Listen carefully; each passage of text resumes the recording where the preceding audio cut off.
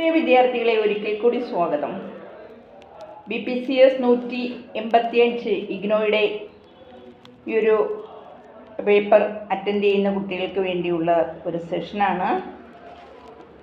Political science എടുത്ത് പഠിക്കുന്ന കുട്ടികൾക്കുള്ള ഒരു പേപ്പറാണ് BPCS 185. ഇമോഷണൽ ഇൻ്റലിജൻസ് എന്നുള്ളൊരു പാർട്ടാണ് നമ്മൾ കഴിഞ്ഞൊരു സെഷനിൽ മാനേജ് ചെയ്തത്. അപ്പോൾ ഇന്ന് നാം നോക്കുന്നത് components of emotional intelligence.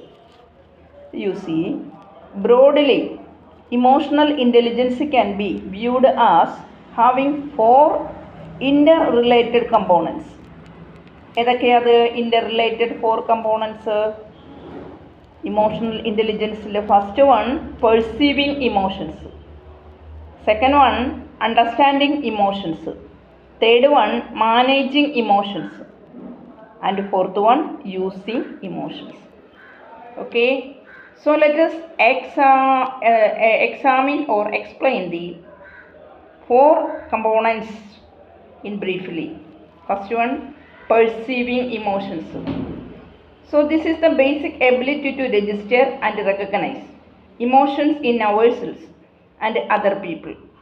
People who are high in emotional intelligence are able to identify when they are experiencing a particular emotion and able to use your vocabulary to label the feeling.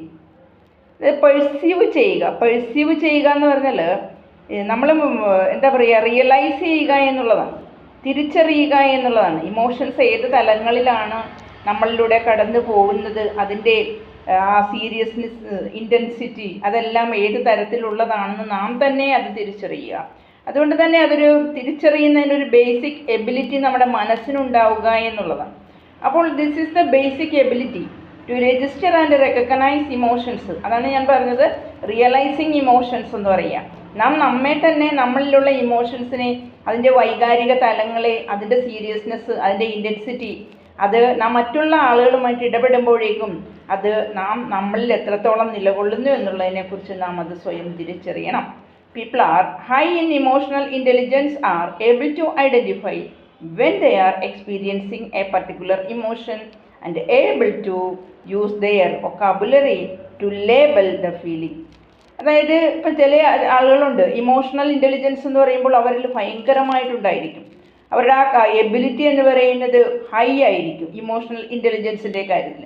അപ്പോൾ ability high ആയിട്ടുള്ള ആൾക്കാർക്ക് അവർ തന്നെ സ്വയം ഇങ്ങനെ high emotional intelligence അവരിലുണ്ടെന്ന് അവർ തന്നെ തിരിച്ചറിയുന്നത് എപ്പോഴാണെന്ന് അറിയാമോ? അവർക്ക് സ്വയം എക്സ്പീരിയൻസ് ഉണ്ടാകുമ്പോഴാണ്. അതായത് ഒരു പർട്ടിക്കുലർ ഇമോഷൻ അവരിലേക്ക് വന്ന് ചേരുമ്പോൾ ആ സന്ദർഭത്തിൽ അവരുടേതായ രീതിയിലുള്ള ചില പദപ്രയോഗങ്ങളെല്ലാം തന്നെ അവരുടെ ഫീലിംഗ് പുറത്ത് കാണിക്കുന്നതിന് വേണ്ടി പ്രയോഗിക്കാറുണ്ട്. ഉദാഹരണം, experiencing the sensation of butterflies in their stomach and knowing that they are feeling nervousness or anxiety. ഒരു ബട്ടർഫ്ലൈ എന്താ സ്റ്റൊമക്കിൽ പോയെന്ന് വിചാരിക്കുകയും അപ്പോഴോ എന്തനുഭവമായിരിക്കും അനുഭവപ്പെടുന്നത്? അത് ബട്ടർഫ്ലൈ എങ്ങനെയോ സ്റ്റൊമക്കിലേക്ക്, വയറിനുള്ളിലേക്ക് പോയി.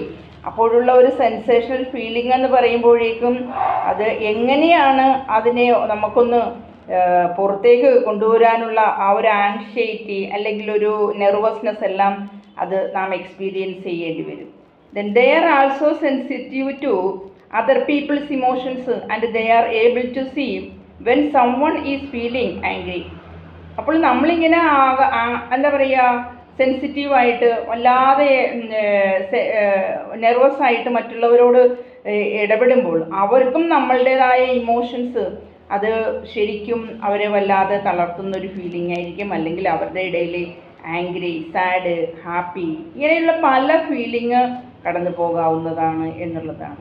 അപ്പോൾ അതുകൊണ്ട് തന്നെ ഇവരുടെ എല്ലാവരുടെയും ആ ഒരു ഫേഷ്യൽ എക്സ്പ്രഷൻസിലേക്ക് നാം നോക്കുമ്പോൾ, അവരുടെ ബോഡി ലാംഗ്വേജ് ചെക്ക് ചെയ്യുമ്പോൾ അവിടെ എന്താണ് ഇവരുടെ ഒരു എക്സ്പ്രഷൻ, ഫേഷ്യൽ എക്സ്പ്രഷൻ എങ്ങനെയാണ് എന്നുള്ളതിനെപ്പറ്റി നമുക്ക് നോക്കിയറിയാൻ പറ്റും. So this is A fundamental skill because without recognizing the experience of an emotion, it is very difficult to understand it. അപ്പോൾ ആദ്യം നാം എന്ത് ചെയ്യുക, പെർസീവ് ചെയ്യുക. ഏത് തരം ഒരു ഫീലിംഗ് ആണ് നമ്മുടെ മൈൻഡിലേക്ക് വന്നിരിക്കുന്നതെന്ന് നാം തന്നെ സ്വയം അതിനെ പെർസീവ് ചെയ്യുക, അതിനെ ഗ്രഹിക്കുക, അതിനെ തിരിച്ചറിയുക, എന്നിട്ട് വേണം ആ ഇമോഷൻ എക്സ്പീരിയൻസ് ചെയ്യേണ്ടത്.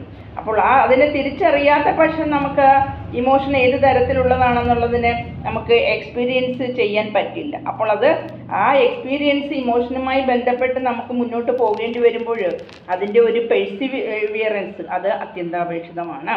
So this is a fundamental skill, because without recognizing the experience of an emotion, it is very difficult to understand it or range of it in any way. അപ്പോൾ അതിനെ പെർസീവ് ചെയ്യാതെ പോവുകയാണെങ്കിൽ അതിനെ നമുക്ക് അതിൻ്റെ ഒരു range അത് ഏത് തലത്തിലുള്ളതാണ് എന്നുള്ളതൊക്കെ നമുക്കതിൻ്റെ ആ ഒരു രീതി എന്താണെന്ന് അറിയുക ബുദ്ധിമുട്ടായിരിക്കും.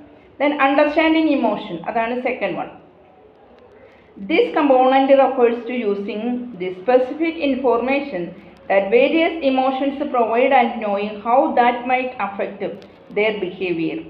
Understanding emotions, ഈ ഒരു ഭാഗം എന്താ ഡീൽ ചെയ്യുന്നത്? ചില വ്യക്തമായ ഇൻഫോർമേഷൻസ് ആണ്. അതായത് പല ഇമോഷൻസും അതിനെ പറ്റിയുള്ള ഇൻഫോർമേഷൻസ് അത് നമ്മൾക്ക് പ്രൊവൈഡ് ചെയ്യുന്നത് എങ്ങനെയാണ് ഇത് ഓരോരുത്തരുടെയും സ്വഭാവത്തെ സ്വാധീനിക്കുന്നത് എന്നതാണ്. As discussed earlier, each emotion conveys distinct data to individuals about their environment and energizes one for action in a particular direction. നാം മനസ്സിലാക്കേണ്ടത് എന്തെന്നാൽ ഇമോഷൻ കൺവേ ചെയ്യുന്നത് അത് ഓരോ വ്യത്യസ്തമായ വിവരങ്ങളായിരിക്കും ഓരോ ഇമോഷനും വ്യക്തികളിലേക്ക് പകർന്നു നൽകുന്നത്. വ്യക്തികളുടേതായ ബാഹ്യ ചുറ്റുപാടുകൾ, ആ ചുറ്റുപാടുകളുടെ തുടർന്നുള്ള അവരിലേക്ക് വരുന്ന ഫീലിങ്സ് അവരെ എത്രത്തോളം സ്വാധീനിക്കുന്നു, എത്രത്തോളം എനർജി അവരിലേക്ക് കൊണ്ടുവരുന്നു അവരുടെ ആക്ഷൻ കണ്ടക്ട് ചെയ്യുന്നതിൽ. അപ്പോൾ അതെല്ലാം ഓരോന്നോരോന്നും അതിൻ്റേതായ ഒരു പ്രത്യേക ഡയറക്ഷൻ തന്നെയായിരിക്കും. So emotionally intelligent people are able to read the information and use it to guide their behaviour. അപ്പോൾ ഇമോഷണൽ ഇൻ്റലിജൻ്റ് ആയിട്ടുള്ള ആൾക്കാർക്കാണെങ്കിൽ അവർക്ക് റീഡ് ചെയ്യാൻ പറ്റും ഈ ഒരു ഇൻഫോർമേഷനെ സംബന്ധിച്ച് അവർക്ക് മനസ്സിലാക്കുവാനും ഗ്രഹിക്കുവാനും അത് പിന്നെ അതിനെ അവരുടേതായ തന്നെ ബിഹേവിയറിനെ ഗൈഡ് ചെയ്യുന്നതിന് അത് ഉപയോഗിക്കാൻ അവർക്ക് പര്യാപ്തമാകും എന്നുള്ളതാണ്. ഉദാഹരണം എടുത്താൽ understanding that one's anger at their friend may be a result of feeling unfairly treated by them. അതായത് മനസ്സിലാക്കുന്നത് എന്താണ്? ഒരാളുടെ ദേഷ്യം, അവരുടെ സുഹൃത്തിനോട് ദേഷ്യപ്പെടുന്ന ആ രീതി ഒരുപക്ഷെ എന്തിൻ്റെ പരിണിതഫലമായിരിക്കും? മോശമായി പെരുമാറിയതിൻ്റെ അടിസ്ഥാനത്തിലായിരിക്കാം. അപ്പം മോശമായി പെരുമാറിയതിൻ്റെ അടിസ്ഥാനത്തിൽ അയാളോട് വല്ലാതെ ദേഷ്യപ്പെടുന്ന ഒരവസ്ഥ സുഹൃത്തുക്കളിലുണ്ട് എന്നത് നാം തിരിച്ചറിയാനുള്ള ഒരവസ്ഥ. അപ്പോൾ അവിടുത്തെ ആ ഒരു ഇമോഷണൽ ഫീലിംഗ് എന്തായിരിക്കും? ദേഷ്യമായിരിക്കും. അപ്പോൾ ഈ ഒരു ദേഷ്യഭാവം മറ്റുള്ളവരോട് വരുന്ന ആ ഒരു രീതി നാം സ്വയം മനസ്സിലാക്കിക്കൊണ്ട് സ്വയം ഒബ്സർവിങ് ചെയ്തുകൊണ്ട് നമ്മൾ പോവുകയാണെങ്കിലോ അത് നമ്മളുടെ സിബ്ലിങ്ങിൽ തന്നെ എന്ന രീതിയിലാണെങ്കിലോ നമുക്ക് എന്ത് ചെയ്യാൻ സാധിക്കും?